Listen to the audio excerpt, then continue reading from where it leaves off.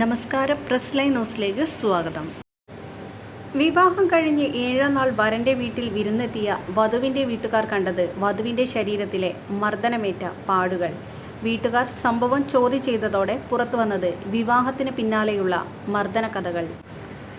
ഒടുവിൽ വിവാഹത്തിന് ഒരാഴ്ച തികയുമ്പോൾ യുവദമ്പതികൾ പോലീസ് സ്റ്റേഷനിൽ വെച്ച് താലിമാല മടക്കി നൽകി വേർപിരിഞ്ഞു. വധുവിനെ വരൻ മർദ്ദിച്ചതിനെ തുടർന്നാണ് ഇവർ പോലീസ് സ്റ്റേഷനിലെത്തി വേർപിരിഞ്ഞത്. അപ്രതീക്ഷിതമായി വരൻ്റെ വീട്ടിലേക്ക് വിരുന്നിനെത്തിയ വധുവിൻ്റെ വീട്ടുകാർ യുവതിയുടെ മുഖത്തും കഴുത്തിലും മർദ്ദനമേറ്റതിൻ്റെ പാടുകൾ കാണുകയായിരുന്നു. യുവതിയോട് കാര്യം തിരക്കിയപ്പോഴാണ് മർദ്ദന വിവരം പുറത്തറിഞ്ഞത്. തുടർന്ന് യുവതിയുടെ വീട്ടുകാർ പന്തീരങ്കാവ് പോലീസ് സ്റ്റേഷനിൽ വിവരം അറിയിച്ചു. വധുവിൻ്റെ പിതാവ് പോലീസിൽ പരാതി നൽകി. ബന്ധം തുടരാൻ താൽപ്പര്യമില്ലെന്ന് വധുവും വീട്ടുകാരും പോലീസിൽ അറിയിച്ചു. മെയ് 5-ന് എറണാകുളത്ത് വച്ചായിരുന്നു ഇവരുടെ വിവാഹം.